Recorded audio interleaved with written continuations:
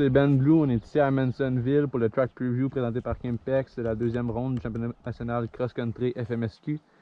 On va faire le tour expert moto ensemble, avec la loupe la plus longue du week-end du 10 et 11 juin.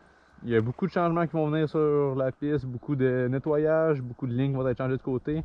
Fait que c'est pas exactement la piste que vous allez faire, mais c'est une bonne aperçu. Fait qu'on y va.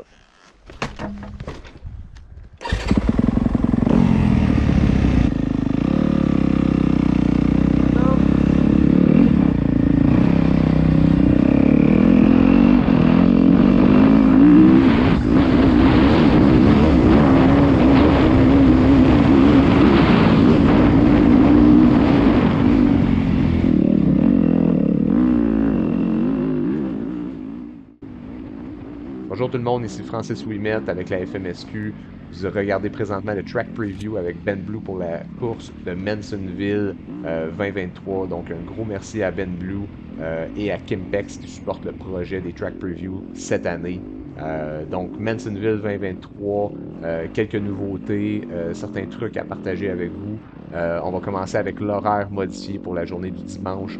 Donc, portez attention, allez voir sur le site web FMSQ section info ou aller sur les médias sociaux pour consulter l'horaire.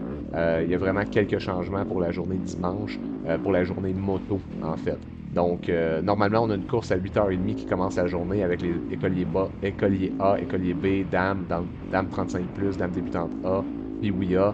Donc, pour l'horaire spécial, cette course-là va débuter à 8h le matin. Donc, un petit peu plus tôt, 30 minutes plus tôt. Ensuite, on va enchaîner avec la course amateur. Et la particularité cette année, c'est qu'on va diviser cette course-là. On a beaucoup de pilotes dans cette course-là. Donc, on va la diviser en deux. Donc, à 9h30, on va procéder avec le premier départ amateur 40+, amateur 50+, dame inter, amateur 60+, débutant. Par la suite, on va procéder à 11h30 avec la deuxième vague. Dame experte, amateur A, sportsman, amateur 17-, amateur 30+. Les deux courses vont avoir une durée d'1h30.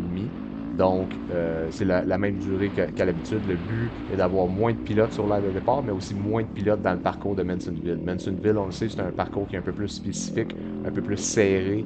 Les temps auto sont moins longs. Donc, on vient vraiment là, adapter l'horaire en fonction de Mansonville. Le restant de la journée va se dérouler à partir de 14h avec la dernière course pour les catégories expert, intermédiaire, senior, junior, 40+, et 30+. Donc, portez attention à l'horaire spécial Mansonville.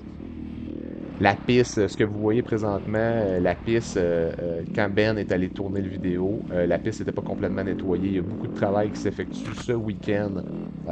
Donc, ce week-end, le 3 et 4 juin, par l'équipe de promoteurs. Donc, ils vont naturellement nettoyer le parcours, faire des améliorations, etc. Donc, le vidéo que vous voyez présentement, c'est pour vous donner un avant-goût, pour vous montrer le terrain.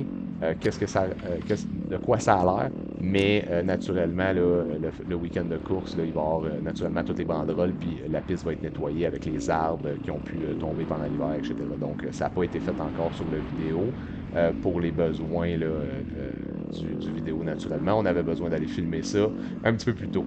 Donc, une autre nouveauté, l'équipe de Mansonville a agrandi le stationnement. Donc, il devrait avoir de la place suffisamment de place pour toutes les roulottes, tous les gens qui veulent camper.